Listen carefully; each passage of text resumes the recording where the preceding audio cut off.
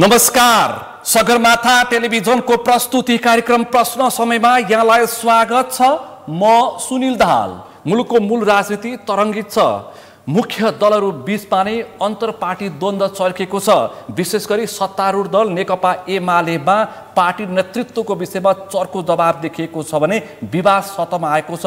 पूर्व राष्ट्रपति विद्यादेवी भण्डारी र प्रधानमन्त्री पार्टी अध्यक्ष केपी शर्मा ओली बीचको टकराव यतिखेर सतहमा देखिएको छ। अब एमाले के हुन्छ भन्ने प्रश्न उठान भएको छ, किनकि पछिल्ला विद्यादेवी भण्डारी पक्ष र उहाँ स्वयंको स्टेटमेन्टले के भन्छ भन्दाखेरि विद्यादेवी भण्डारी ब्याक हुने सम्भावना छैन। त्यसकारण यतिखेर केपी ओली र भण्डारी बीचको सम्बन्ध र पार्टीको भविष्य र राजनीति के होला भन्ने प्रश्न चाहिँ यतिखेर आम मानिसको बीचमा बहसको विषय बनेको छ। त्योसँगै केपी ओली नेतृत्वको सरकार 1 वर्ष पुरा भएको छ। संसदमा सवाल जवाफ भएको छ र प्रतिपक्षले चर्को आवाज उठाएका छन् र त्यही खालको विषय उठान भएको छ। त्यसकारण अब 1 वर्षको समीक्षा पनि गहिरो र गम्भीर ढङ्गले भइरहेको छ। आज हामी यी पछिल्ला राजनीतिक घटनाक्रममा केन्द्रित रहेर छलफल गर्दैछौँ। आजको यो छलफलमा मसँग सहभागी हुनुहुन्छ नेकपा माओवादी केन्द्रका नेता सांसद लेखनाथ दाहाल राजन। यहाँलाई स्वागत छ। धन्यवाद। त्यसैगरी आजको यो छलफलमा मसँग सहभागी हुनुहुन्छ नेकपा एमालेका नेता कर्णाली प्रदेशका अध्यक्ष गुलाबजन शाह। यहाँलाई पनि स्वागत छ। यहाँहरू दुवैजनालाई म स्वागत गर्छु। आजको मूल विषय दाहालज्यू, एमालेमा चर्को विवाद देखियो। पार्टी नेतृत्व बीचमा र पूर्व राष्ट्रपतिको सक्रियता। उहाँको पछिल्लो स्टेटमेन्टले भन्छ म कुनै पनि हालतमा अब एमालेको पार्टी नेतृत्व अथवा सक्रिय एमाले राजनीतिबाट पछाडि हट्दिन। पूर्व राष्ट्रपति विद्यादेवी भण्डारीको यो आजकै स्टेटमेन्ट हो। तपाईँ कुन रूपमा लिनुहुन्छ? म छलफल यहाँबाट प्रारम्भ गर्छु, त्यसपछि खास विषयमा प्रवेश गर्छु। हुन त यो विषय नेकपा एमालेको आन्तरिक विषय हो। तैपनि हामीले बाहिरबाट हेर्दाखेरि के देखिन्छ भने कमरेड केपी ओलीजीको स्वेच्छाचारी अलोकतान्त्रिक गतिविधि चरित्र चाहिँ पार्टीभित्र पनि देखिन्छ। उहाँमा चुलिएको जो सामन्ती अहङ्कार छ त्यसको अभिव्यक्तिको रूपमा माननीय अहिलेको कमरेड विद्यादेवी भण्डारी भनौँ, पूर्व राष्ट्रपति कमरेड विद्या भण्डारी अब कमरेड विद्या भण्डारी मा हुनु हो। पूर्व राष्ट्रपति भन्दा पनि तपाईँ कमरेड भन्न चाहनुहुन्छ? म रुचाउने होइन, उहाँ आफैले पार्टी सदस्यता नवीकरण गरिसके, म राजनीतिमा आइसकेँ भनेर उहाँले भन्नुभयो नि। र त्यही कुरा नेकपा एमालेको महासचिवज्यूले भनिसक्नु भएको छ। उहाँले सदस्यता नवीकरण त 1 वर्ष अगाडि नै गरिसक्नु भएको भनेर उहाँले बोल्नु भएको छ। रेकर्डेड छ। तर अहिले नेकपा एमालेको केन्द्रीय समितिको बैठकले उहाँको जुन पार्टी सदस्यता खारेज गरिदिने जस्तो अलोकतान्त्रिक निर्णय गरेको छ, त्यो निर्णय आफैमा के छ, इतिहास पल्टाउँदा पनि कमरेड मदन भण्डारीको परिवारले नेकपा एमालेमा पार्टी सदस्यता नपाउने भनेपछि नेकपा एमाले मदन भण्डारीको परिवारले सदस्यले नेकपा एमालेमा पार्टी सदस्यता नपाउने नवीकरण भएको 1 वर्षपछि खारेज हुने त्यत्रो अपराध के गर्नुभएको थियो?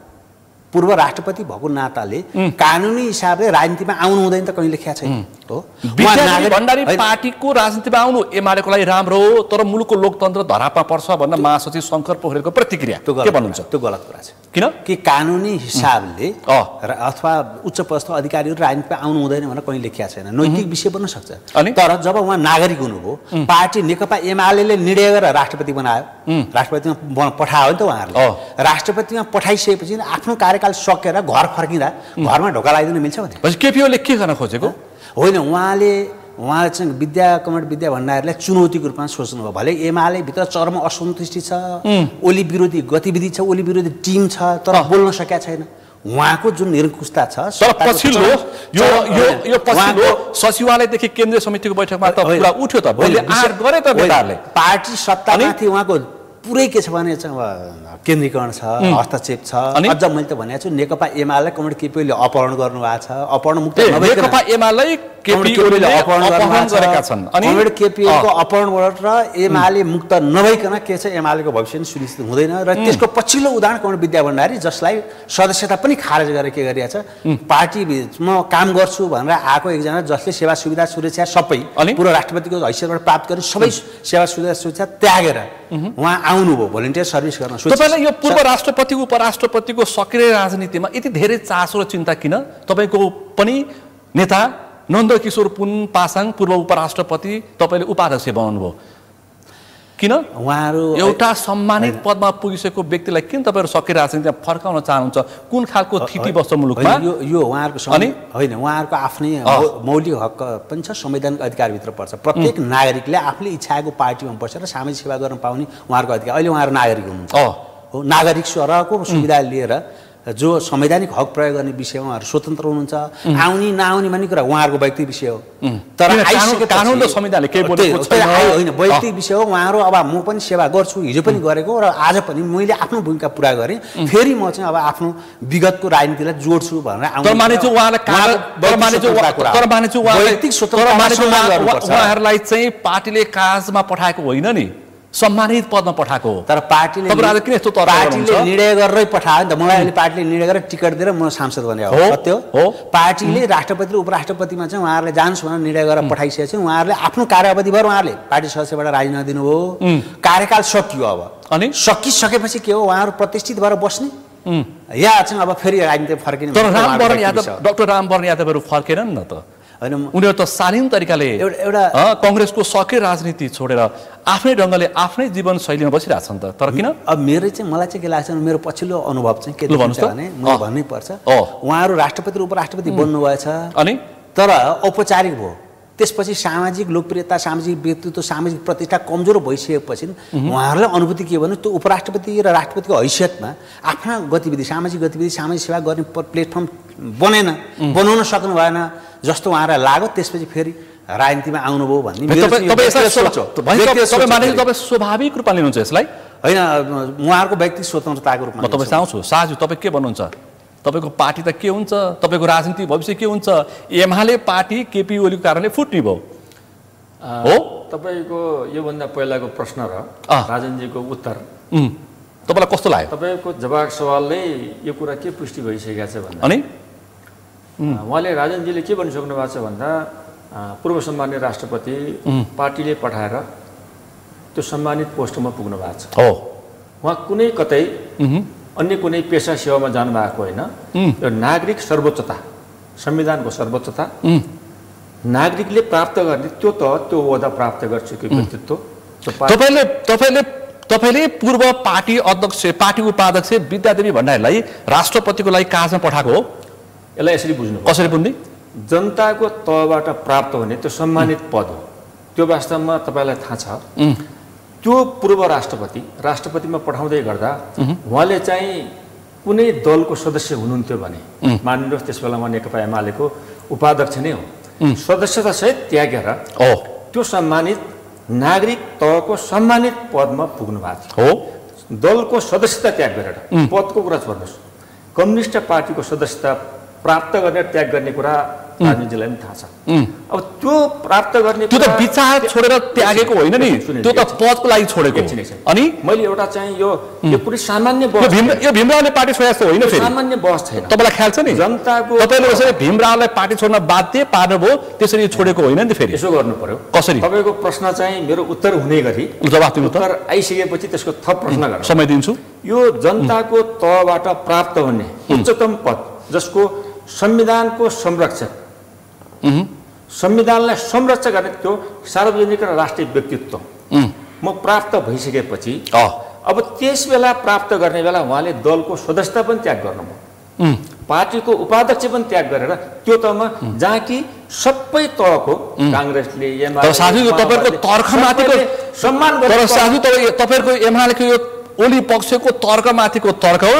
यो खास डर चिन्ता केपी ओलीको तेस्रो पटकको लागि पार्टी अध्यक्ष गर्ने, पार्टी अध्यक्ष असुरक्षित भइसके पछाडिको फन्डा हो यो। म तपाईँको प्रश्नमा पहिलेको प्रश्नमा टिक्न चाहन्छु। जनताको राजदाले त्यही भन्नुभयो, जनताको तहबाट प्राप्त हुने राष्ट्रपति पद सामान्य पद हो, संविधानको संरक्षक, पालक, रक्षक। अनि त्यो तह प्राप्त गरिसकेपछि एउटा कम्युनिस्ट पार्टीको सदस्यता त्याग गर्न र प्राप्त गर्न एउटा प्रोसिड्युर छ नि त्यहाँ।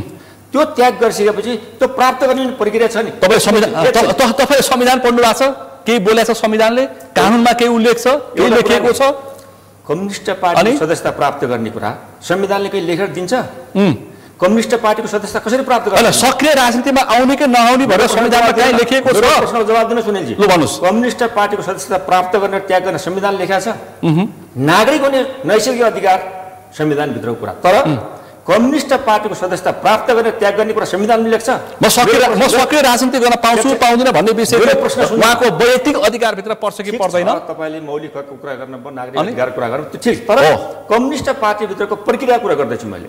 त्यो सदस्यता प्राप्त गर्न र अनि त्याग गर्ने कुरामा एउटा प्रक्रियाबाट चाहिँ त्याग गर्नुभयो, एउटा प्रक्रियाबाट प्राप्त गर्ने पार्टीभित्रको एउटा आफ्नो प्रक्रिया छ। त्यसैले अब एउटा अर्को कुरा, सर्वोच्च निकायमा पुगिसकेको व्यक्तित्व सम्मान्य राष्ट्रपति भनेर हामीले भनिएका छौँ। अनि जनताको तहबाट उच्चतम रूपमा प्राप्त गर्ने पद प्राप्त भइसकेपछि यदि सङ्घीय लोकतान्त्रिक गणतन्त्रको ब्युटी राजा कि राष्ट्रपति राष्ट्रपति, यो कुरा साजु तपाईँले भनेको कुरा मैले माने। तर विद्यादेवी भण्डारीले पार्टी नेतृत्वको दाबी नगरेको भए तपाईँ यो बारेमा बोल्नुहुन्न थियो। विद्यादेवी भण्डारी मात्रै होइन नि, तपाईँ बोल्नुहुन्थ्यो राष्ट्रपति। मैले माने। अनि तपाईँ जति फुलबुटा भरे पनि उहाँले पार्टी नेतृत्व केपी ओलीलाई असर नपार्ने भएको भए यो विषय केही पनि आउँदैन थियो। होइन होइन, त्यो त आम मान्छेले बुझेका छन् होइन राजन दालज्यू? एउटा जवाफ के दिनु पर्यो भने उहाँले पार्टी सदस्यता त्यागेको स्वैच्छिक ढङ्गले होइन। हाम्रो कानुनी चाहिँ एउटा प्रावधान के छ भने, कानुनी प्रावधान के छ भने अब राष्ट्रपति उपराष्ट्रपति बनिसकेपछि दलको सदस्य बन्न नपाइने त्यो कानुनी विषय थियो। कानुनी विषयको भएको न कानुनी हिसाबले उहाँले दल त्याग गरे हो, तर वैचारिक राजनीति हिसाबले दल त्याग गरिएको थिएन। आफ्नो समय अवधि भर कानुनी हिसाबले पदको लागि दल त्याग कानुनी प्रावधान छ हाम्रो। कानुनी प्रावधान भएपछि औपचारिक दल त्याग गरे हो, औपचारिक सदस्य त्याग गर्यो। वास्तविक हिसाबले उहाँ के हुनुहुन्थ्यो, एमालेकै नेता हुनुहुन्थ्यो, एमालेकै काम गर्नुभयो। ओलीजीले संसद दुईपल्ट विघटन गर्दा नि उहाँले लाथाप त लगाइदिएकै हो नि, त्यो त प्रष्टै छ नि। एमालेको व्यवस्थामाथि भद्रगोल कानुनी प्रावधान भएको कारणले उहाँले दल त्याग गर्नुभयो, सदस्य त्याग गर्नुभयो। तर वास्तविक हिसाबले उहाँ एमालेकै नेतृत्व हुनुहुन्थ्यो। उहाँको भावना सारा कुरा गतिविधि एमालेसँग सम्बन्धित थियो र एमालेको सदस्य हुन्थ्यो। त्यही विषय एक वर्ष एउटा जवाब तपाईँलाई पनि केपी ओलीलाई खुइलाउनु पर्ने छ। केपी ओलीको त्यसकारण तपाईँले ओलीको विरुद्ध विद्याको विषय बोलिरहनु भएको छ, गलत कुरा। अनि तर एउटा यही कुरा उहाँले जवाफ दिनु पर्यो, एक वर्ष अगाडि किन नवीकरण गरे?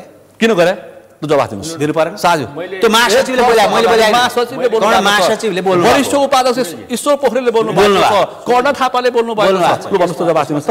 अनि राजनजीको पार्टी तपाईँलाई थाहा छ, मेरो पार्टी मलाई थाहा छ, हामी दुईटाको फरक फरक पार्टी छ यो पनि थाहा छ। तर विषय आम मानिसको चासोको विषय पनि थाहा छ। मैले उहाँलाई पार्टीगत कुरा गरिरहेको छैन अहिले, मैले एउटा मात्रै फेरि केही समय एउटै पार्टी नै रहा। त्यो नेकपा बनेको दुईजना थाहा छ, नेकपा हामीसँगै थियो। मैले यो भन्न खोजेको कुरा के मात्रै हो भन्दाखेरि अहिले विद्यादेवी भण्डारी फेरि पुनः नेकपा एमालेमा सक्रिय हुनुपर्छ भन्नेमा किन रोल मोडलको रूपमा खेल्नु भएको छ तपाईँहरूले? किन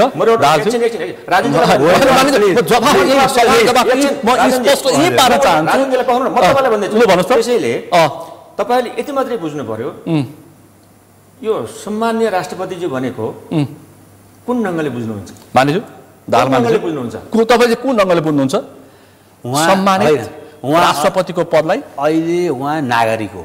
अनि हो अहिले नागरिक हो, नागरिक स्वतन्त्रता सुनिश्चित छ।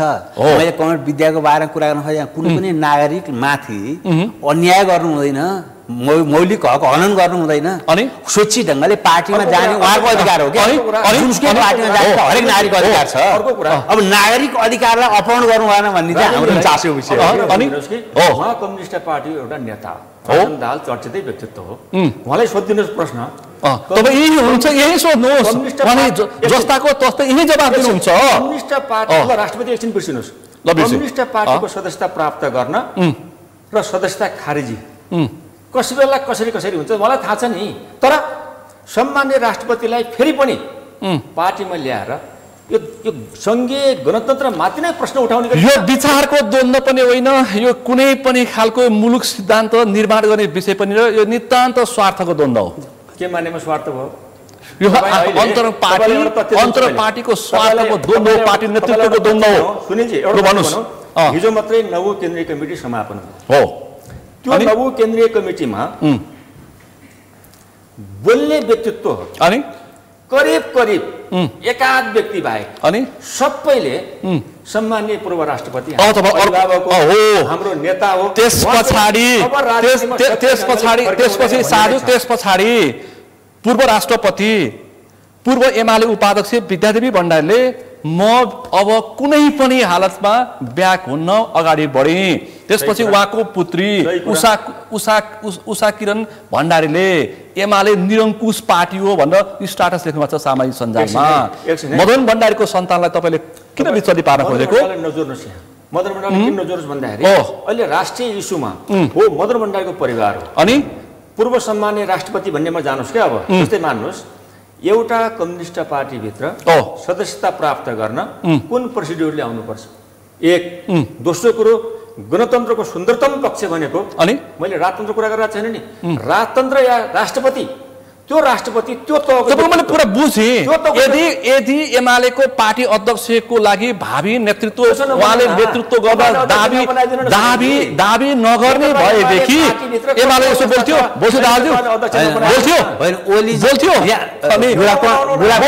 तपाईँलाई मैले अनुरोध गरेँ। नेकपा एमालेको केन्द्रीय सदस्य समितिमा बहुसङ्ख्यक केन्द्रीय सदस्यहरू यो अहिलेको ओलीजीको निर्णयको विपक्षमा छन्। विपक्षमा तर बोल्न किन सकेका छैन? ओलीजी बोल्यो हुन्छ, बोलिहाले शासन गर्ने हो उहाँका, विचारले शासन गर्ने त होइन। विचारले शासन हुन्थ्यो भने विद्या कुमारलाई सहजतापूर्वक के हुन्थ्यो, स्वीकारिन्थ्यो, स्वीकार्नै पर्दैनथ्यो। भीमराव ल बिन्दा पाण्डे हुन्छ भने डरले केन्द्रीय कमिटी तर भुसको आगो चाहिँ यो देशव्यापी रूपमा जान्छ, आकार ग्रहण गर्छ र मलाई चाहिँ केही महिनाभित्रै ओलीजीलाई चुनौती दिन सक्ने सामर्थ्य विद्या कुमारले राख्नु। एउटा कुरा है, यो केपी ओलीको स्वेच्छाचारी, केपी ओलीको दमनकारी नेतृत्व भने जो राजनजीले भन्नु भएको छ नि, म त्यो पार्टीको एउटा कार्यकर्ता हो। तपाईँलाई भनौँ हाम्रो पार्टी नेकपा एमाले भित्र तपाईँ केपी ओलीको कर्णाली प्रदेशको खास पात्र हो। यति लोकतान्त्रिक विधि र पद्धति छ, आफ्नो एउटा प्रक्रिया छ। अहिले हेर्नुभयो भनेपछि त्यो केन्द्रीय कमिटीको बैठकमा, नवौं केन्द्रीय कमिटीको बैठकमा म तपाईँलाई जानकारी गराउँछु। भन्नुहोस् त। सर्वसम्मत करिब यो तहको नेताहरूले, यो तहको कार्यकर्ताहरूले पूर्व सम्मानित व्यक्तित्व फेरि पुनः राजनीतिक दलमा फिर्ता भएर त्यो राष्ट्रपति मान्य राजेन्द्र दाहालले भन्नुभयो यो एमाले भित्रको भुसको आगो त्यसो होइन, सकिन्छ। डढेलो लाग्छ। हामीलाई चाहिँ के छ, अन्याय गर्नु उहाँहरूले। अनि यो अन्याय गरेपछि नेपाली जनता र एमालेका कार्यकर्ताले उहाँप्रति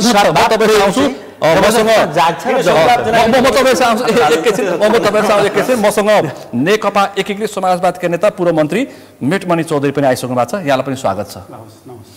अब थाहा पाउनु भएको छ नि घटनाक्रम, एमाले भित्रको अन्तर्द्वन्द, तपाईँ तीखो त्यसको एमालेको नेतृत्वको आलोचना गर्ने व्यक्ति पात्र एकीकृत समाजवादी भित्रको तपाईँलाई कस्तो लागिरहेछ?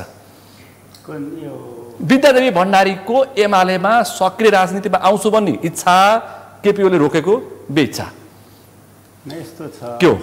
अब विद्या भण्डारी राष्ट्रपति भइसकेको व्यक्ति हो। उहाँ मेरो आफ्नो व्यक्तिगत कुरा गर्ने हो भने उहाँ नफर्के हुन्थ्यो। मेरो आफ्नो गुलाबजङ साला अलिकति राहत मिल्यो यहाँ छलफलमा। तथ्य बोल्दै हुनुहुन्छ मन्त्रीजी उहाँ अलि मिलाएर अलि ढिलै बोल्ने तर राम्रै भित्तामै पुग्ने गरी बोल्ने पात्र पनि हो एकीकृत समाजवादीको। अब थप बोल्नुहोस् मेटमणि चौधरी, तपाईँ के भन्न खोज्दै हुनुहुन्छ? भन्ने कुरा मेरो हो, मेरो एकदम भित्रैदेखि। तर के छ भने फेरि पनि वैयक्तिक स्वतन्त्रताको कुरा पनि छ, संवैधानिक जुन व्यवस्था छ। उहाँले सबै चिजलाई क्रस गरेर म फेरि पनि राजनीतिमा आउँछु भनेपछि उहाँ आउनु पर्छ, आउन दिनुपर्छ। किनकि के छ भने जति उहाँ राष्ट्रपति हुनुभयो एमालेको सदस्यता त्याग गर्नुभयो र फेरि अब राष्ट्रपतिबाट बाहिरिसकेपछि राजनीति गर्छु भनेपछि उहाँको व्यक्तिगत स्वतन्त्रताको कुरा भएको कारणले उहाँलाई सजिलै गरी इन्ट्री दिनुपर्थ्यो एक। र दोस्रो कुरा पार्टीभित्र उहाँको महासचिवको अनुसार 2 वर्ष अगाडि नै सदस्यता रिन्यू भइसकेको थियो। तर आज फेरि पनि सदस्यता रिन्यू भइसकेको त्यसपछि के भयो? र आज के भयो? फेरि खारेज गर्ने कुरा त्यो सुन्न तपाईँलाई कस्तो लाग्यो? धेरै बेठिक कुरा हो। जस्तै एउटा राजनीतिक दलभित्र 2 वर्ष अगाडि सङ्गठित सदस्य कायम भएको, रिन्यू भएको र त्यसलाई खारेज गर्ने कुरा, त्यो पनि एकमतले सबैले एकमतले खारेज गर्ने कुरा चाहिँ यो धेरै राम्रो कुरा होइन। जस्तै मान्छेहरूको मनोविज्ञानको कुरा हुन्छ, आत्माको कुरा हुन्छ, त्यो भावनाका कुरा हुन्छ। अब कुनै न कुनै तरिकाले त उहाँ त एमाले सँगै जोडिनु भयो नि त। एमालेको यो मैले फेरि भने मदन भण्डारीको सन्तान हुन्, हाम्रो पार्टी परिवारका सदस्य हुन्, त्यसो गर्न पाइन्छ कि पाइँदैन? मान्यज्यू अब कि त त्यो पनि अब उहाँलाई कन्भिन्स गरेर गर्नु पर्थ्यो। जस्तै अहिले पनि तर फेरि विद्यादेवी भण्डारीले नैतिकता गुमाएको भन्ने पनि प्रश्न सँगै उठिरहेछ। त्यो चाहिँ के भन्नुहुन्छ? कुन राजनीतिमा फर्किने विषय उहाँले नैतिकता गुमाउनु भयो, उहाँ आउनुहुन्न थियो, उहाँले आफ्नो सम्मान गुमाउनु भयो। त्यो सम्मानित पद हो, राज्यले दिएको, संविधानले दिएको, संविधानले लेखेर दिएको, समाजवाद उन्मुख 72 को संविधानले दिएको विषय उल्लङ्घन गर्नुभयो। त्यसलाई तपाईँ के भन्नुहुन्छ? कसैले जस्तै म सांसद छु हो, अब कसैले अब कहिलेकाहीँ परिस्थिति कस्तो भइदिन सक्छ भने नियरमा उठ्नुपर्ने अवस्था पनि आइदिन सक्छ कहिलेकाहीँ। त्यो बेला कम्प्रोमाइज हुन सक्ला आवश्यकताले। मेयरमा हारेर राष्ट्रिय सभामा ल्याएर मन्त्री बनाएको छ नि, होइन? एकजना मान्यज्यूलाई त्यस्तो होइन नि यो त। अनि मेयर हुने कि नहुने, मेयरमा हारेर राष्ट्रिय सभामा जिताएर अहिले सामान्य प्रशासन मन्त्री बनाइएको छ नि, त्यस्तो होइन नि त विद्यादेवी भण्डारीको आउ र जाऊ कुरा। अनि त्यही त मान्छेले म के गर्ने कसो गर्ने आफैले बुझ्ने कुरा, आफैले विवेक पुर्याउने विषय हो यो, होइन? तर उहाँ आफैले म नेता बन्छु, राजनीति गर्छु भनिसकेपछि उहाँले रोक्ने कुरा अब विद्यादेवी सजिलो सहज हुँदासम्म उहाँ नै हो भन्ने कुरा गर्ने, अनि अलिकता उहाँको अब्जेक्सनमा बोल्ने बित्तिकै पुरै आउट गर्ने कुरा, पत्ता साफ हुने, यो चाहिँ पत्ता साफ हुने। तर पनि अब मेरो यहाँ गुलाबजङ शाह मेरो साथी अनन्य फेरि धेरै नजिकको, तर पनि यहाँ जस्तो क्षमता भएको मान्छे, विवेक भएका मान्छेहरू सबैले एकजुट भएर एउटै निर्णय गर्ने, त्यसरी भण्डारीको हुर्मत लिनुहुन्छ। त्यो निर्णय नगरेपछि ओलीले अझै हटाइदिन्छ कि भन्ने त्यो खालको त्रसित आतंकित भएर बाँच्नुको त्यो चाहिँ उहाँको 7 बुँदे स्टेटमेन्ट आयो। त्यसमा गम्भीर प्रकृतिको ओलीको राजनीतिलाई ठ्याक्कै ठेस लाग्ने खालको शब्द चयन भइसकेपछि ओलीसम्म आतियो। त्यही त अब पार्टीभित्र अब जनताको बहुदलीय जनवादले पनि हजारौँ फुलहरू फुल्न दियो भन्छ। उहाँले यतिसम्म भन्नुभयो कि एमालेमा जब सक्यो भन्नुभएको छ, मान्नुहुन्छ? त्यो सकिसकेको छ त, न प्रतिस्पर्धा हुन्छ, न बोल्न पाइन्छ, न बोल्न पाइन्छ, बोल्यो भने हटाइदिन्छ, त्यो पनि निर्णय नगरिकन हटाइदिन्छ। अनि भनेपछि यो त जनताको बहुदलीय भनेपछि अब भन्नुहोस् कि मेटमणिज्यू, अब एमालेमा के हुन्छ? एमालेमा के हुन्छ? एमालेमा होइन, एमालेमा के हुन्छ भने यो जुन पानी नपरेपछि हजारौँ लाखौँ पलटको धान एकै पटक सुक्छ नि, हो एमाले भित्र सुक्यो। एमाले सुक्यो, किनकि गुलाबजङ शाहजू एमाले सुक्यो। अब 84मा एमाले सुक्छ, त्यसको जवाब होला। अनि राजन दाहालले डढेर लाग्छ भन्नुभयो, उहाँले सुक्छ भन्नुभयो, त्यसको जवाब छ। ल के छ ल भन्नुहोस् त? गुलाबको हजुरले दिनुभन्दा मैले भने उहाँले सक्नु मैले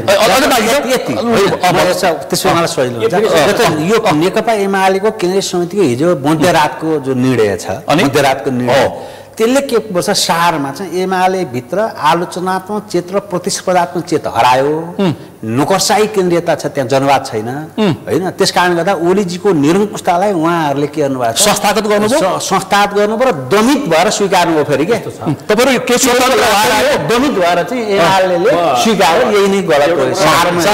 मानेज्यू तपाईँहरू केपी ओलीको दास हो। एउटा कुरा नि, यो एउटा उखान छ नि गाउँमा, तातो पानीले घर जल्दैन, अर्को के तातो पानी खन्याएर घर जल्दैन, अनि मनको शान्तिले कोही मर्दैन। यो मैले किन भन्नेको छु भन्दा तपाईँलाई एउटा कुरा भनौँ, मेटमनजी मेरो प्रिय मित्र नै हो, फरक पार्टीमा छ, तर पार्टी फरक हो अहिले। एउटा कुरा। दोस्रो कुरा, मेटमनीजीले चाहिँ अब सबै कुरा समाप्त भयो भनेर भन्नुभयो, राजनजीले चाहिँ अब डोडेलो सल्कियो भन्नुभयो तपाईँ रमाइरहनु भएको छ। यो नेकपा विभाजन हुने बेलाको अवस्था नेकपा एमाले कहाँ थियो? म तपाईँलाई एउटा स्पष्ट भन्न चाहन्छु, नेकपा विभाजन हुने बेला नेकपा एमालेको हालत यस्तो बनाउँछौँ, शून्य बनाउँछौँ, जिरो बनाउँछौँ, सडकमा धुलो टक्टिन्छौँ भनेको होइन उहाँहरू। भनेपछि यो पुष्पकमल दाहाल प्रचण्ड, माधव कुमार नेपाल, वामदेव गौतम, भीमरावको षड्यन्त्र यिनीहरूले लिन्छु त म। सुन्नु न, नारायण काजी श्रेष्ठले मेरो कुरा, नारायण काजी श्रेष्ठले पूर्व राष्ट्रपतिलाई भेट्नु भएको छ।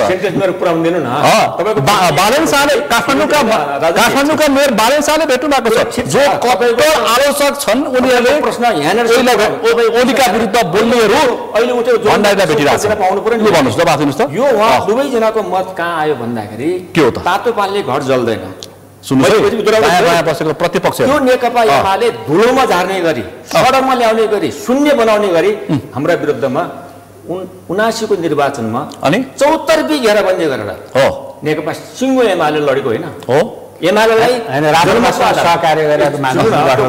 गरौँ न, सबै 4-5 वटा पार्टी लागेर तथ्यमा म बोल्दैछु, 79 को निर्वाचनमा पपुलिस्ट लोकप्रिय मत ल्याउने कुरामा नेकपा एमाले संख्यात्मक ढङ्गले, गणनाको दृष्टिकोणले, मतगणनाको दृष्टिकोणले, म्याथमेटिक्स दृष्टिकोणले हामी दोस्रो भयौँ। समानुपातिको मतले तपाईँलाई बोल्न हामीलाई तपाईँको चाहिँ एमालेलाई समाप्त पार्ने भने 74 घेरा भएको होइन, राष्ट्रिय अन्तर्राष्ट्रिय घेराबन्दी भएको होइन। तर अब जहाँसम्म मेटमन्जीको कुरा छ, भन्नुहोस् त। नेकपा एमाले पूर्व सम्मान्य राष्ट्रपति भन्नेमा आदरभाव व्यक्त गर्न चाहन्छु। उहाँलाई पार्टीमा इन्ट्री नगराउँदैमा अनि त्यो चिन्ता गर्ने हामीले होला कि उहाँहरूले होला कि उहाँहरूले होला, एउटा प्रश्न मेरो। नम्बर 2, सम्मान्य राष्ट्रपति भनेको अहिलेको विषय सबैको अहिलेको विषय सबै वामपन्थीको चिन्ताको विषय, किनकि यहाँ वामपन्थी एकताको प्रश्न पनि आएको छ। कसरी आगो तपाईहरु किन वामपन्थी एकताको विरोधी?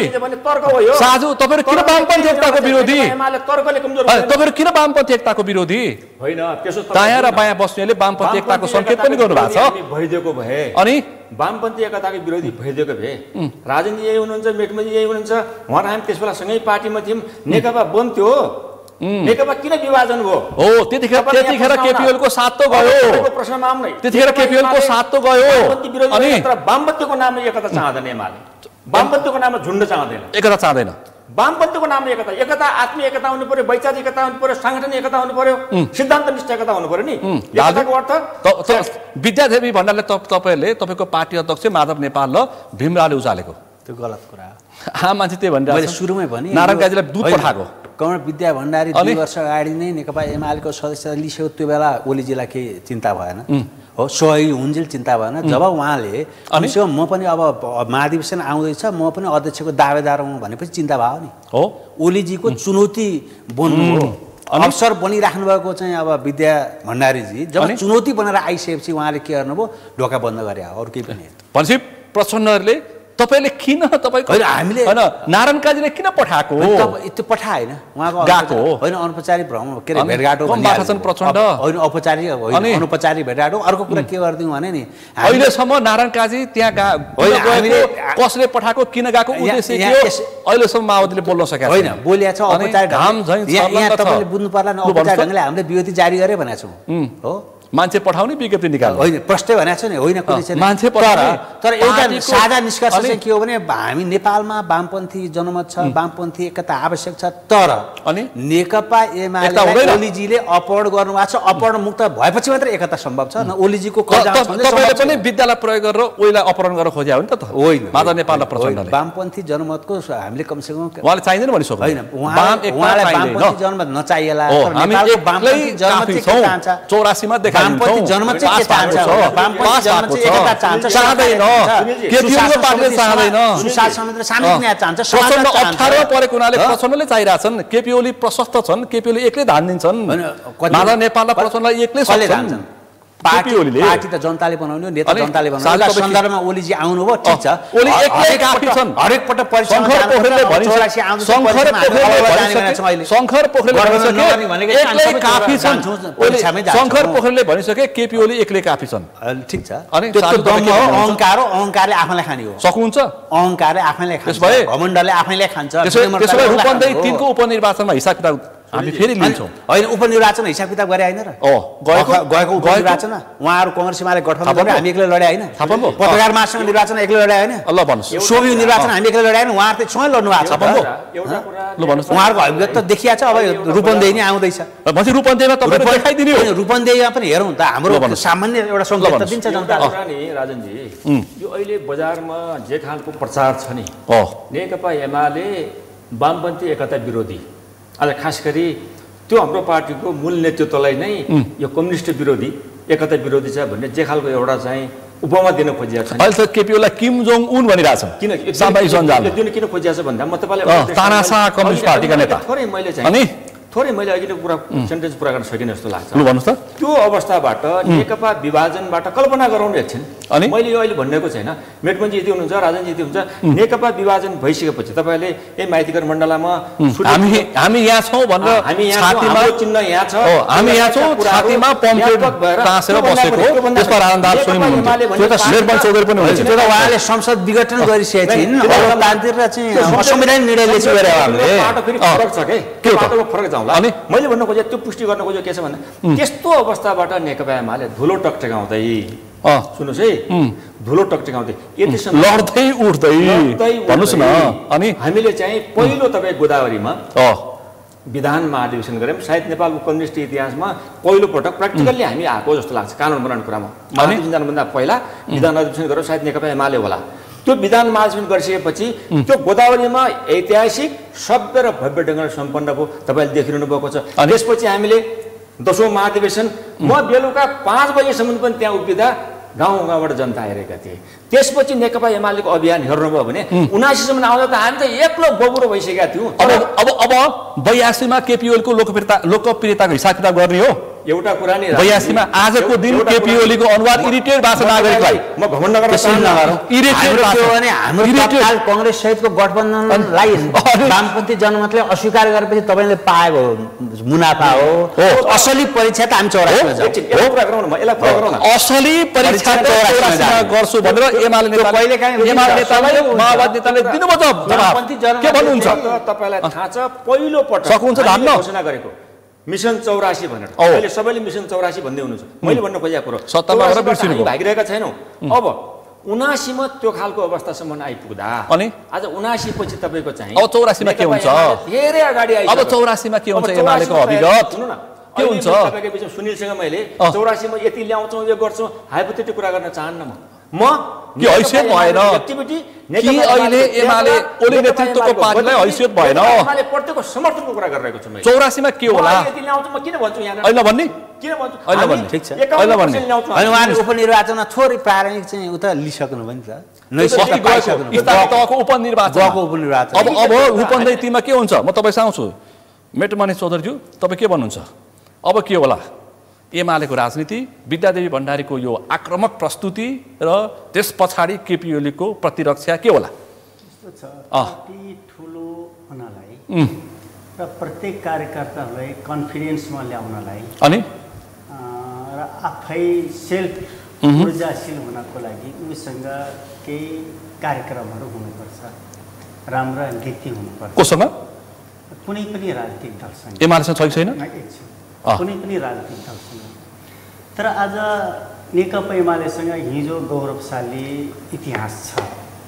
थियो तर अब नेकपा एमाले जनताको बिचमा गएर आफ्ना एजेन्डा प्रस्तुत गर्ने एजेन्डै छैन एमालेसँग किन भन्नुहोस् न किन ठुलो पार्टी हुने भन्ने विषयलाई पनि जस्टिफाइड गर्न सक्दैन किनकि एमाले जनताले मत दिएर सक्दैन सुन्नु तपाईलाई राष्ट्रिय पार्टी बनाएन सुन्नुहोस् तपाईहरु सबैजना एकातिर हुँदाखेरि एमालेलाई समानुपातिकमा दोस्रो होइन कि पहिलो ठुलो दल बनाइदियो त्यो पनि त हिसाब किताब हुन्छ नि त मानेज्यू 79बाट एकैपटक एकमा झर्छ कहिलेकाहीँ दुईमा आउँछ कहिलेकाहीँ र दोस्रो कुरा नेकपा एमालेका धेरै मान्छेहरू सांसदमा किन जित्ने यसको जस्टिफाइड पनि उसँग छैन किन तपाईकै जस्तै प्रक्रियाले जिते नि तपाईकै जस्तै प्रक्रियाले जिते नि जनताको जनमतबाट किन जित्ने भन्ने कुराको जस्टिफाइड पनि छैन लोजिक छैन यति ठुलो राष्ट्रिय पार्टीका सांसदले जित्दाखेरि जित्दाखेरि कसरी जित्यो भने प्रमाणित गर्नु पर्यो आज हुने कुरामा आफ्नो लोजिक पेश गर्न सक्छ। एमालेसँग जोडिएका उम्मेदवारहरू सांसदमा किन जित्ने भन्ने कुरा उसको बलियो न तर्क छ। एमालेसँग छैन। त्यसैले मान्छेले अथवा कुनै पनि राजनीतिक दलले ठुलो हुने या सानो हुने उसँग भएको सम्पत्ति अथवा इस्यु अथवा एजेन्डा प्रस्तावको विचारविहीन एमाले हो सक्यो किन ठुलो हुने र किन चुनाव जित्ने दुईटै एजेन्डालाई जस्टिफाई गर्न सक्छ। होइन मान्यज्यू तपाईँलाई संसदीय प्रक्रिया थाहा छैन क्या हो? मलाई थाहा छ। कसरी चुनाव जिते? तपाईले जसरी राजन दाहाल जसरी मेटपनी चौधरी सिन्धुली र दाङबाट चुनाव जिते त्यसै गरी जितेर आएको हुने एमाले पनि। होइन तपाईले जितेको थियो हिजो, अहिले पनि सांसद छन् नि, अहिले छन् नि। त्यसपछि त रिजल्ट त्यसपछि त एक्जामै भएको छैन। 8 कक्षामा पास भयो, त्यसपछि रिजल्ट अथवा एक्जाम नहुँदै 9 कक्षामा किन पास भएन भन्ने प्रश्न हुन्छ त। यो तर्क सुहाउँदो छ। 1 वर्षपछि हेर्नु त 84 कुरो भनेपछि कुनै न कुनै ठाउँमा त पुग्नु पर्यो नि त। अब एमालेको पोजिसन के हुने अथवा समाजवादीको के हुने, काङ्ग्रेसकै के हुने? समाजवादी त पत्ता साफ हुने। पार्टी अध्यक्षलाई नै भ्रष्टाचारको मुद्दा लागिसक्यो। बिचल्ली छ पार्टी, बिचल्ली। हेर्नु त विरोध पार्टीमा जबरजस्ती कस्तो कुरा गर्नुहुन्छ तपाईले? संविधान अनि अख्तियारको नीति अनि तपाईले पढ्नुहुन्न क्या हो? पढ्छु किन पर्दैन भन्ने मान्छे यिनीसँग प्रतिस्पर्धा गर्न खोज्नेहरूलाई खोजी यो खालका केस लगाउँछन्।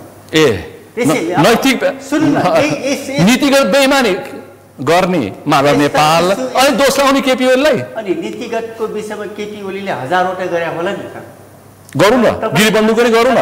उहाँहरू तपाईँ भनिरहनु भएको छ मान्छेलाई नेपालीलाई नक्कली भुटानी बनाएर पैसा असुल गर्ने मान्छे को हो? जेलमा छन्, कोही मुन्टो लुकाएर हिँडिरहेछन् बालिसिना खाडाहरू। तपाईले यस्ता कुरा गर्नु हुँदैन। किन? गृहबन्धुकै कुरा गर्नुहोस्। गृहबन्धुको विषयमा त अदालतले नै यो बेठिक छ भनिसकेको छ। छानबिन गरौँ। सुरुवात कसले गर्यो अनि छानबिन कसले गर्छ? अख्तियार कसले? भनेपछि माधव नेपाल र केपी ओली उस्तै हुन्। त्यसैले तपाईँ माधव नेपाल र केपी ओली उस्तै हुन्। सुनिल सर, जग्गा देख्नै हुन्न, सार्वजनिक जग्गा देख्नै हुन्न, सार्वजनिक जग्गा देख्नै हुन्न माधव नेपाल र केपी ओलीलाई। त्यसो भए अनि उसले पनि गल्ती गर्यो, मैले किन नगर्ने भन्ने हो राजनीतिमा। रिसोर्टकै कुरा गर्नुहोस् न त। अनि 7 महिना बाँकी थियो, 2 लाख रुपियाँ प्रत्येक महिना तिर्थ्यौ। ओलीले के गरे थाहा छ? मैले त्यही गुवाजङशाला सोधेँ भने त्यो पतञ्जलि के गरेको माधव नेपालले भनेर जवाफ खोज्दैनन्। 60 वर्ष नहुँदै 60 वर्ष अगाडि सम्झौता गरे, 2 लाखलाई 1 लाखमा झारे। यस्ता यति धेरै काम गरेका छन्। अब फेरि अब ओलीलाई कसले समात्ने? अब प्रेम राई अब ओलीले नियुक्ति गरेका मान्छे अख्तियारका प्रमुख छन् भनेपछि जुन हामीले पोलिसीको अभ्यास गरिरहेका छौँ एउटै बेठिक छ। जहाँसम्म माधव नेपालका कुरा गर्नुभएको छ, यस्ता नीतिगत निर्णय त कति भएको छ सबै प्रधानमन्त्री नीतिगत निर्णयका नाममा जस्तो खालको अपराध पनि यो मुलुकमा गर्दा हुन्छ त्यो छुट छ। छुट छैन। नेपाली नागरिकले हेरेर बस्ने त्यही त निराशा छ नागरिक। अनि त्यो सरकारी जग्गा प्रक्रिया हेर्नुहोस् न। होइन तपाईले भन्दै हुन्छ त्यो पढेछ, मैले सबै दस्तावेज पुरै पढेको छु। व्यक्तिको जग्गा हो, अमानतको जग्गा। प्रक्रिया हेर्नुहोस् न। प्रक्रिया के? अनि हदबन्दी भन्दा बढी जग्गा किनबेच गरेर प्लटिङ गरेर कमाउन पाइन्छ? सबैले पाउनु पर्यो। कसरी हुन्छ त?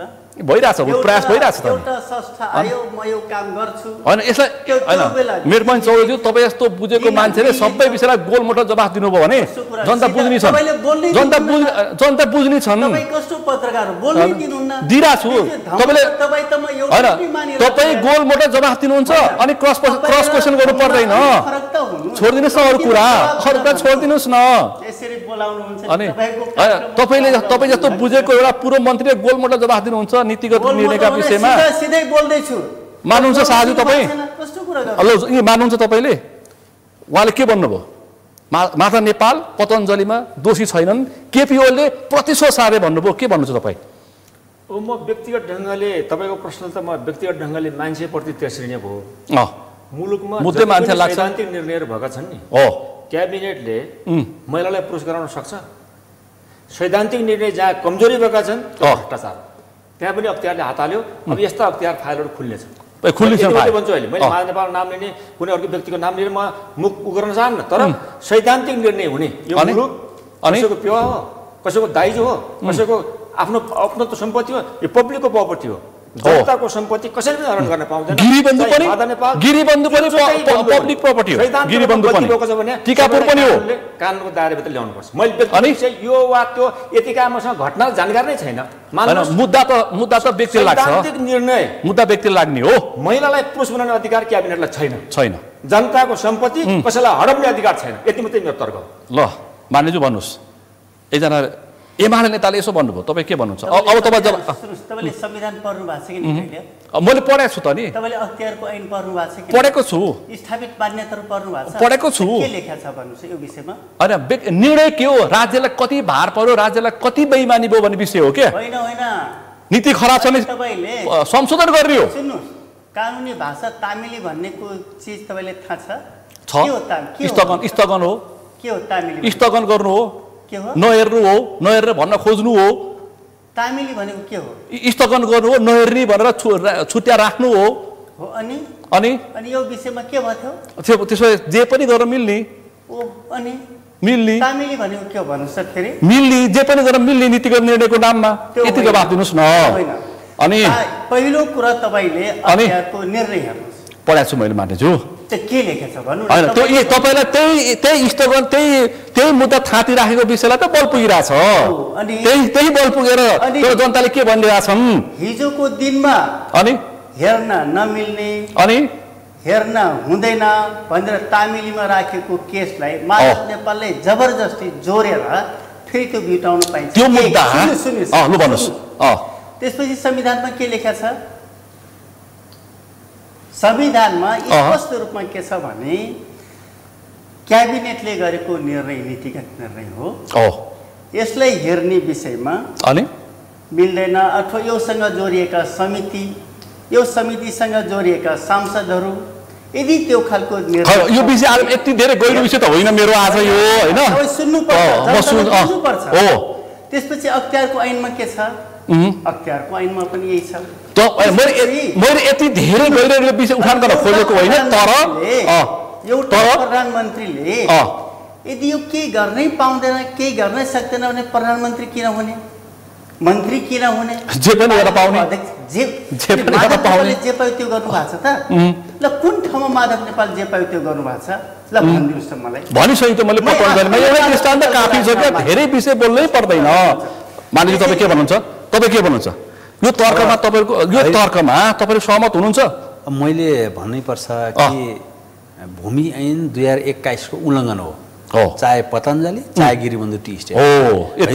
भूमि ऐन 2021 मलाई भन्नु 2021 को उल्लङ्घन भइसकेपछि समान प्रकृतिको कमजोरी छ केपी ओली कमरेड माधव कमरेडको, र मन्त्री परिषदले गर्ने निर्णय गैर कानुनी हुनुहुन्न भन्ने मेरो मान्यता छ।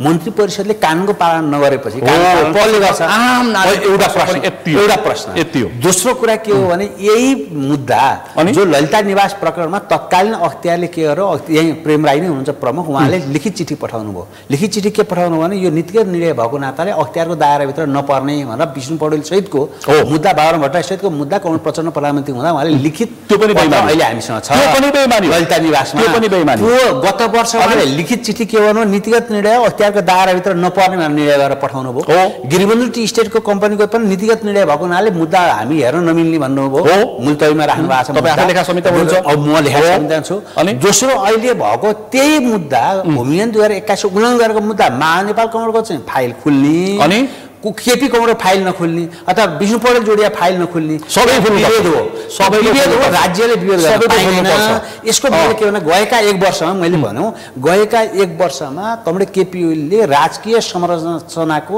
चरम दलीयकरण दुरुपयोग गर्नुभएको छ। चरम दलीयकरण दुरुपयोगको पछिल्लो नमुना माओ नेपाल केपी ओलीको 1 वर्ष राज्यको राजकीय संरचनाहरूको चरम दलीयकरण दुरुपयोग, आफ्नालाई काखा अरूलाई पाखा। तपाईले भन्नुस् न, अझै भन्नुभयो त फेरि प्रधानमन्त्रीले तपाईलाई नै इङ्गित गरेर भन्नुभयो। हो बुझी, मलाई गाली गर्नु, पित्तल भन्थ्यो सुने देखाइदिउ भन्नुभयो त। सोध्नुस् न, देखाउनु भएको छ, देखाएर झुट गरेर मुद्दा चलेर जेल गए हैन, त्यहाँ चाहिँ देखाइदिउ भन्नुभएको छ। उहाँले जेल किन पठाएर त्यसो भए जेलको रोस्टरबाट देखाइदिउ भन्नुभएको छ। अर्को कुरा जहाँ रिङमा उहाँले चाहिँ सुन हाल्ने भनेर 11 किलो सुन चाहिँ हाल्नु भएन, रिङ अहिले पनि पित्तलकै छ। मैले ढाके पित्तलै छ अहिले पनि, जलरीमा चाहिँ 96 किलो 822 ग्राम जलरी गरिमा बाँकी 11 किलो चाहिँ रिङमा लाउने भनेपछि रिङमा नलाएपछि महालेखाको प्रतिवेदन अदालतको निर्णय त्यसपछि प्रधानमन्त्री कार्यालयको सार्वजनिक खरिद अनुगमन कार्यालयको निर्णय अन्तर्गत मैले बोले त्यो भनेपछि के परेको छ भने मलाई टक्क हिर्काउने बानी परेको छ तर यो 1 वर्षमा उहाँले राष्ट्रिय सुन जडान गरेको तपाईँले पित्तल भन्नुभयो होइन रिङमा किन पछि त झाडु लाउँदा 2 किलो भेटी भन्नुभएको छ 2.5 किलो त्यो गर्दा नि पुगेन स्प्रे गरेर 13 जना नाम कटाउँदा स्प्रे गर्दा 4 किलो थपे मुद्दा लाग्यो थाहा छैन सम्बन्धित पदाधिकारीलाई मुद्दा लाग्यो जेलै बस्नुभयो यो उहाँलाई थाहा नभएर हो कि अथवा केपी ओलीको 1 वर्षको शासन ठ्याक्कै भन्दा एक लाइनमा भन्दा कस्तो रह्यो कस्तो भइरहेछ व्यथिति अराजकता अनियमितता भ्रष्टाचार र कुशासनको चाहिँ एउटा पर्यायको रूपमा केपी ओलीको 1 वर्ष शासन गुलाम साहु शासन होइन कुशासन अब अझ भिजिट भिसाको आवरणमा अध्यागमन मार्फत भएको मानव तस्करी कुलिङ पिरियडमा भएको बेइमानी 135 रोपनीको 134 वटाको लिची बगानको लिची बगान 32 लाख घुस काण्ड यी सबै घटनाक्रम अथवा चाहिँ मानव तस्करी प्रकरणसँग जोडिएको लीलाबल अधिकारीको मुद्दा नचल्ने निर्णय बाँसबारी छालता कारखाना त्यसपछि गएर टिकापुर जग्गा प्रकरण होइन यहाँ सबै तपाईँले हेर्नु होला नि बाल मन्दिरको जग्गा प्रकरण मानवीय कार्यालयमा नचल्ने निर्णय यी सबै के छ राजकीय संरचनाको चरम दलीयकरण दुरुपयोग भ्रष्टहरूलाई सफाई दिने र भ्रष्टाचारलाई निरन्तरता दिने यति भन्दा पुग्छ अब गुलाबजङ शाहको जवाब सुनौ यति भन्दा पुग्छ प्रशस्त यो चाहिँ सत्य हो मैले फेरि तर्क गरे हैन यो घटनाक्रम हो हामी चाहिँ सार्वजनिक बहसमा छौँ हो नागरिकले सुनिरहेछ आम पब्लिकले नागरिकले हामीलाई जजमेन्ट गरिरहेको छ अडिट गरिरहेको छ लेखाको भाषामा हामीलाई अडिट गरिरहेको छ हामीले हाम्रो पार्टीको कुरा गर्दा या विपक्षी पार्टीको कुरा गर्दा यो सत्तामा बस्दा या सत्ता बाहिर बस्दा गर्ने हाम्रा द्वैत चरित्रका कारण आज यो मुलुकमा राजनीतिप्रति नै हेर्ने दृष्टिकोण मान्छेको विखल विण्डतिर सुरु माने राजन दाले प्रस्तुत गरेको तथ्य गलत हो होइन राजन दाले कुरा व्यक्ति विशेष कुरा मैले बोले सत्य हो फेरि उहाँले प्रस्तुत गरे आरोप गलत हो आरोप लान्छन् ल भन्नुस् राजनजीको पालामा राजनजीलाई बोल्न दिने मेरो पालामा मैले भन्न खोजेको कुरो यो हामी सार्वजनिक अडिटमा छौँ राइट यो हामीले चाहिँ कसैलाई पनि आरोपित गर्दा यस्तो कुरा नबोल्नु जो आम पब्लिकले हामीमाथि बोलेको कुरामाथि नै टिप्पणी उठाओस् एउटा कुरा दिउँ तपाईँहरूलाई ल भन्नुहोस् त यो पशुपतिमा जलरी काण्ड संसदमा उठ्यो उहाँले उठाएको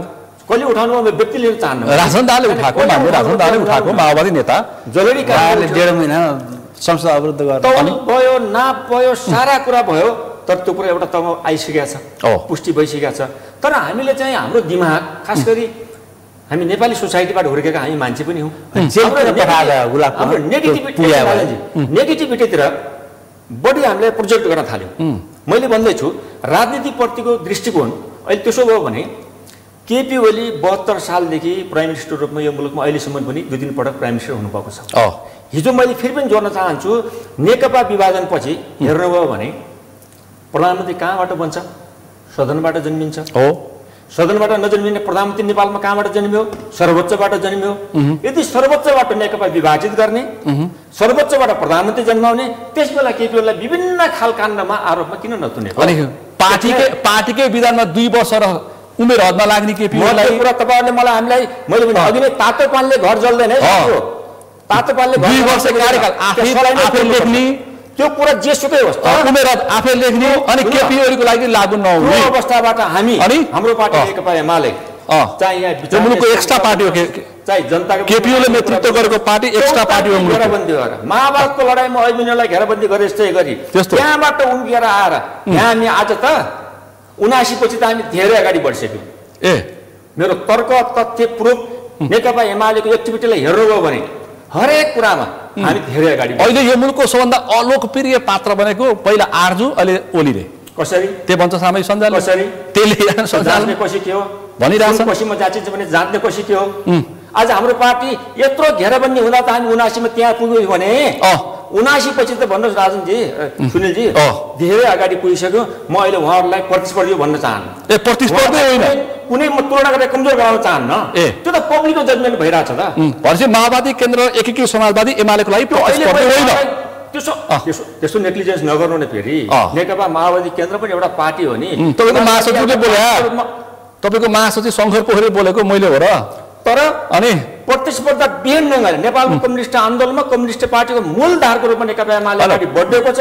केपी ओलीलाई कसैले आरोप लगाएर हाम्रो केपी ओलीलाई यो मुलुकको कानुन पनि लाग्दैन भन्छन्, पार्टीको विधान पनि लाग्दैन हो, पार्टीको विधान पनि लाग्दैन हो। पब्लिकको सोच त्यस्तो छैन। यो मुलुकको एउटा मात्रै राष्ट्रिय व्यक्तित्व, त्यो तपाईँको नेता केपी ओली हो। राष्ट्रिय व्यक्तित्व, राष्ट्रिय व्यक्तित्व, अन्तर्राष्ट्रिय व्यक्तित्व, पार्टीभित्रको मात्रै व्यक्तित्व। मान्य बेटमन चौधरीज्यू, केपी ओली यो देशको राष्ट्रिय व्यक्तित्व, अन्तर्राष्ट्रिय व्यक्तित्व हो। एकदम यसमा शङ्का छ। अहिलेको सफल प्रधानमन्त्री हो, अब उहाँले जवाफ दिनुहुन्छ, उहाँले बोल्नुहुन्छ। अब हिजो सकिएको 12 बजेको केन्द्रीय कमिटीको बैठकमै देखियो नि त, उहाँ पहिले एकलौती गर्नुहुन्थ्यो, उहाँको विरुद्धमा कोही बोल्न सक्दैनथे, आँखा पनि हेर्न सक्दैनथे राम्रोसँग।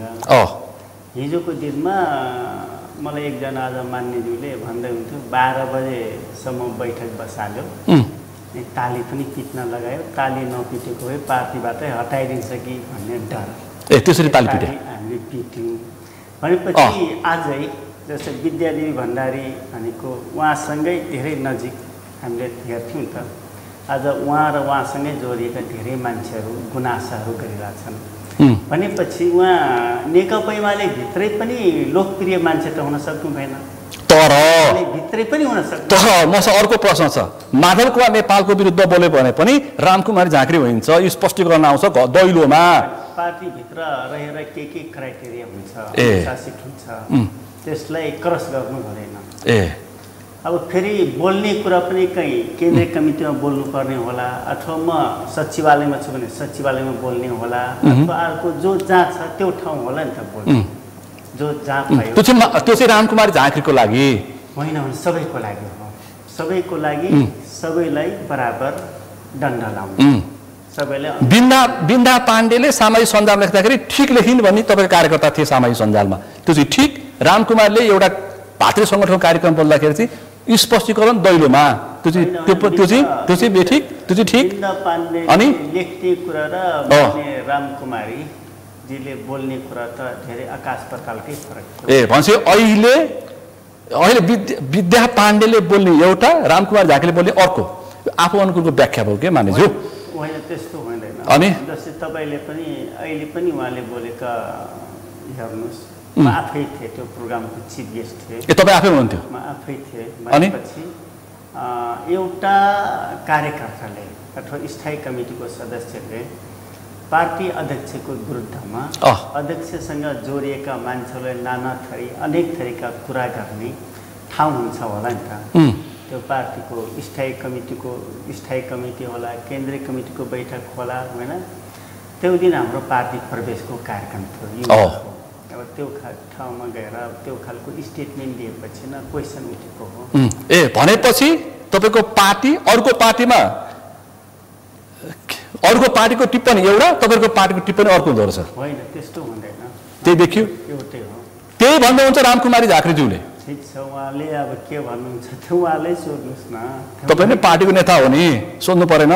यस्तो छ, पार्टीको कार्यकर्ता भइसकेपछि पार्टी सिस्टम या पार्टीको अनुशासनभित्र हामी सबै रहनुपर्छ। गुलाबजङ शाहज्यू सुन्नुभयो? तपाईँले रामकुमारी झाँक्रीको केसमा चाहिँ उहाँले फरक धारा राख्नुभयो, तपाईँलाई कस्तो लाग्यो? उहाँहरूले यो बिन्दा पाण्डेको केसमा के बोल्नु भएको थियो तपाईँलाई थाहा छ? म व्यक्ति विशेष टिप्पणी नगरौँ सुनिलजी, व्यक्ति विशेष प्रसङ्ग छ त अहिले यहाँ कहाँ हुन्छ भन्दाखेरि रामकुमार झाँक्री या बिन्दा पाण्डे या अरू उषा किरण तिमिल सिन्हा गर्दा मैले अघि नै प्रश्न गरेँ के भन्दाखेरि उहाँ दुवै कम्युनिस्ट पार्टी एउटा लिडर हो। तपाईँ तिनटै कम्युनिस्ट पार्टीभित्र सदस्यता प्राप्त गर्ने र सदस्यता त्याग गर्ने एउटा प्रोसिड्युर छ, प्रक्रिया छ। नेकपा एमाले भित्रको प्रक्रियामा बाहिरका साथीहरू किन रमाइरहनु भएको छ, किन जोर गरिरहनु भएको छ? हाम्रो मायाले होइन, केही गर्न सकिन्छ कि भनेर, अलिअलि केही झोल्न सकिन्छ भनेर, किन केही खेल्न सकिन्छ कि भनेर 84मा संसदमा, सङ्घीय संसदमा 51% ल्याउने उद्घोष छ। नेकपा एमाले राष्ट्रिय राजनीतिमा जबरजस्त तपाईँको आफ्नो अहिमत राख्न चाहन्छ। एक, अनि प्रदेश सभामा, स्थानीय निर्वाचनमा त्यो तर्फ नेकपा एमाले अगाडि बढ्दै गर्दा केही साथीभाइलाई लाग्न सक्छ।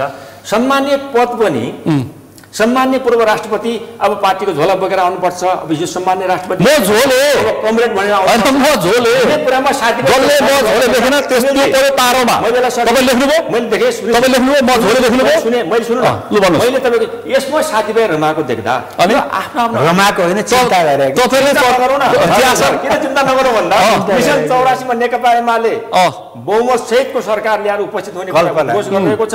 तपाईको लुम्बिनी प्रदेशको मुख्यमन्त्री चेतनारायण आचार्य के भन्नुहुन्छ विद्यालय च्यासलमा च्याउन पाउँदैन भन्नुहुन्छ त्यस्तो नै हुन्छ पार्टीमा। म शालीनतापूर्वक अनुरोध गरौँ सुन्नु न सुनिजी म शालीनतापूर्वक अनुरोध गर्न चाहन्छु भन्नुस् त तपाईको टेलिभिजन मार्फत भन्न चाहन्छु उहाँ हाम्रो अभिभावक हाम्रो मात्रै रहेन अब राज्यको पार्टीको उपाध्यक्ष हुनुहुन्थ्यो आज राष्ट्रको अभिभावक हो। संविधान आज संघीय लोकतान्त्रिक गणतन्त्रको गहना हो। त्यस्तो व्यक्तिलाई विवाद नल्याउनुस् है।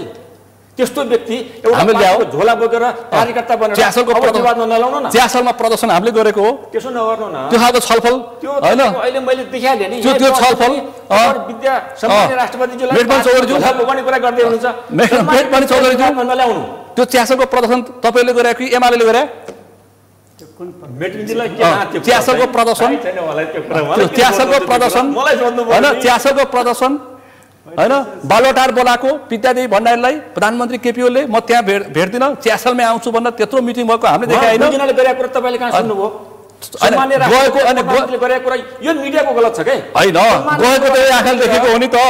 उहाँलाई एकैछिन मानिदियो तपाईँ के भन्नुहुन्छ विद्यादेवी भण्डारी च्यासल त पुग्यो हो नि त छलफल गर्न अनि समाचारमै हेरेँ हो अनि देख्नुभयो दृश्य दृश्य त किन सबै देखे अनि देखे पनि देखा भन्नुहुन्छ नि मेटमनजीले त अब किन भन्दाखेरि त्यत्रा टेलिभिजनमा त्यत्रा सञ्चार माध्यममा आएको छ अनि होइन भन्न पाउँछ दिउँसै रात पढ्न पाइन्छ। एउटा मेरो चिन्ता मेरो अनुरोध के हो भन्दाखेरि यो नेकपा एमाले बिग्रिन्छ भत्किन्छ कमजोर हुन्छ किन अरूलाई चिन्ता हो? मेटमन चौधरी तपाईँलाई बढी चिन्ता लागेको हो एमालेलाई भन्दा पनि उहाँलाई यसरी उहाँको कुरा सुन्नु न। एकदम कन्फ्लिक्ट मात्रै लाने प्रयास गरिराख्नु भएको छ। यो विषयमा सचेतै छु तर के हो भने एउटा कुरा अब पार्टी सञ्चालनको लागि फ्रिक्वेन्टली बहस हुनुपर्छ।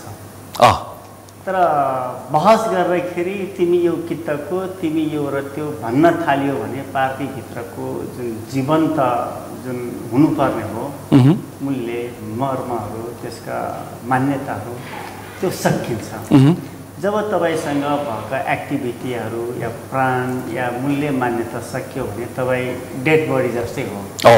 त्यसै गरी कुनै पनि पार्टी नेकपा एमाले मात्रै होइन कुनै पनि राजनीतिक दलभित्र जब मान्छे बहस गर्न पाउँदैन बोल्न पाउँदैनन् लेख्न पाउँदैनन् पार्टी सिस्टमभित्र रहेर फेरि भन्दैछु उहाँले के भन्नु भन्दा एमालेलाई भन्दा पनि एमाले बाहिरका माधव नेपाल र प्रचण्डका कार्यकर्तालाई बढी चिन्ता भयो चासो भनिरहनु भएको छ हो।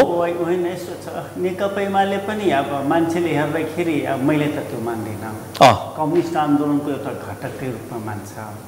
मैले त कम्युनिस्ट आन्दोलनलाई सक्ने एउटा पार्टीको रूपमा पात्रको रूपमा लिन्छु। केपी ओली गोर्बचोभ जस्तै लिन्छु केपी ओली तर पनि अहिले पनि मान्छे त कन्फ्युजनमा छन्।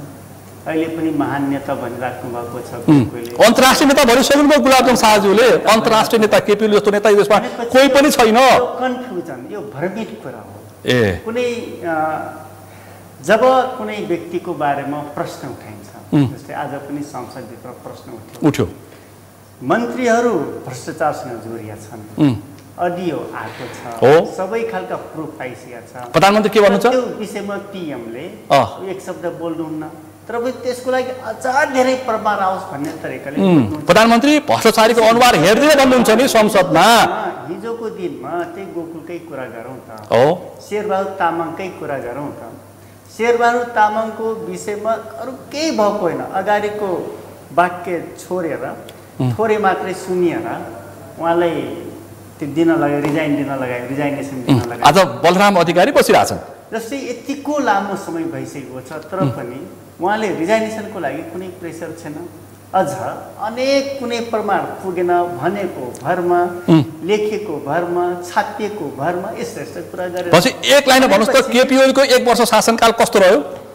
1 वर्ष त यो जनताको नजरबाट हेर्दा साह्रै निराश अनि शासन व्यवस्थाको हिसाबले हेर्दा साह्रै कुशासित अनि कम्युनिस्ट आन्दोलनको नजरबाट हेर्दा कोल्याप्स अनि कोल्याप्स। त्यसपछि नेपालको अर्थतन्त्रको हिसाबले हेर्ने हो भने साह्रै चिन्ताजनक र करप्सनको हिसाबले हेर्ने हो भने त कुरै नगरौँ।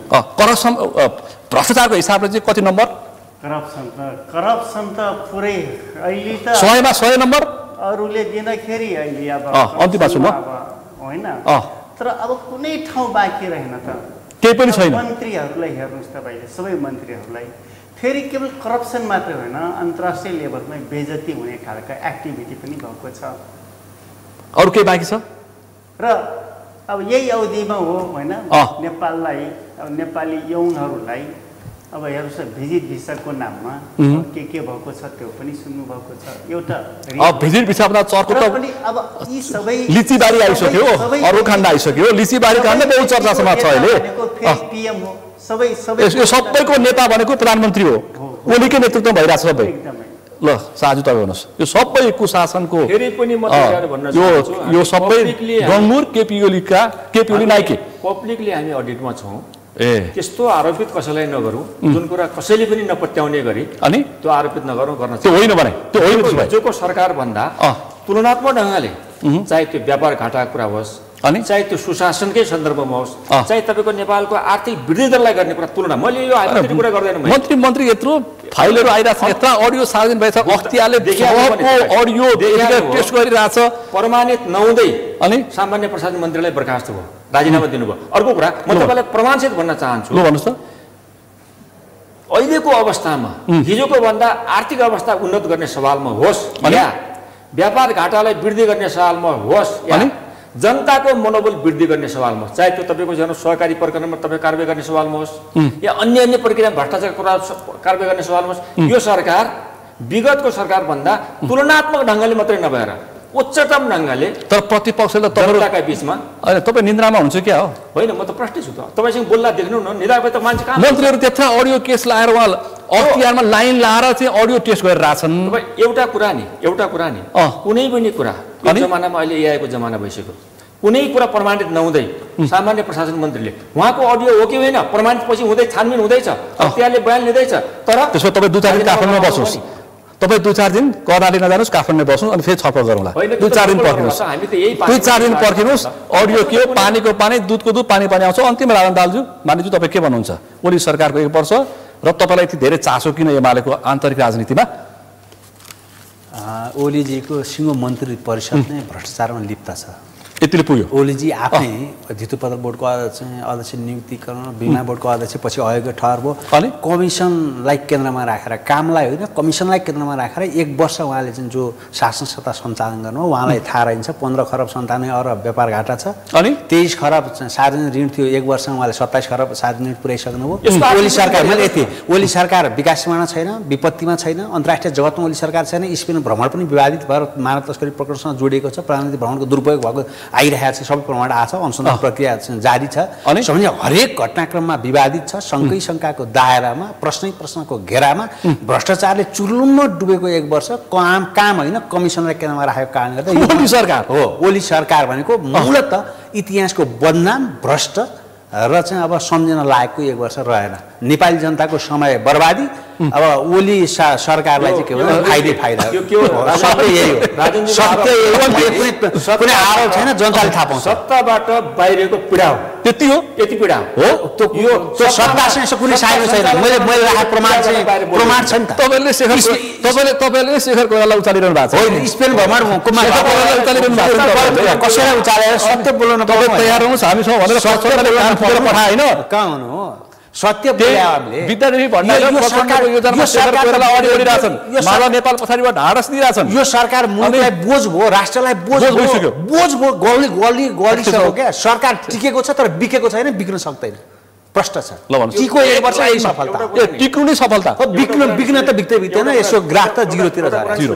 म फेरि पनि भन्न चाहन्छु, अन्तिममा यो राजनजीको सबै आरोप सत्ता बहिर्गमनको यो मिथ्या तपाईले त्यही दोहोर्याउनु भयो यो सच्चा बयानको चिन्ता मात्रै हो यो डाटामा नजाऊ कुनै पनि समय सक्यो भन्दा आज सरकारको प्रगति आर्थिक सूचकाङ्कमा हेर्नुभयो भने अत्यन्त उन्नत भ्रष्टाचार र प्रगति छ पीएचडी नै छ पीएचडी छ त्यो नगर्नु अब भर्खर आज आएको 32 लाखको अडियो प्रकरण होइन भन्नुहुन्छ 78 लाखको होइन भन्नुहुन्छ मानव तस्करी प्रकरण 1,38,000 छ त अझ 75,000 भारतीय नागरिक सहित जो भारतीय प्रहरीको मोस्ट वान्टेड सूचीमा परेका मान्छेहरू बङ्गलादेशलाई तस्करको बङ्गलादेशको नागरिक तस्करीको अखडा बनाएको छ अख्तियार अदालतलाई दुरुपयोग गरिरहेछ म ठ्याक्कै समय सक्यो तपाईँ तिनैजनालाई विशेष रूपमा आभार व्यक्त गर्न चाहन्छु धन्यवाद र सम्वादको लागि आज हामीले विशेष गरी उठेका बहुचर्चित घटनाक्रम एमालेको आन्तरिक राजनीति र त्योसँगै संसद र सडकमा देखिएका र विषयवस्तु र चर्चित यस हप्ताका घटनाक्रममा केन्द्रित रहेर छलफल गर्यौं आजको यो छलफलमा मसँग सहभागी हुनुहुन्थ्यो नेकपा माओवादी केन्द्रका नेता सांसद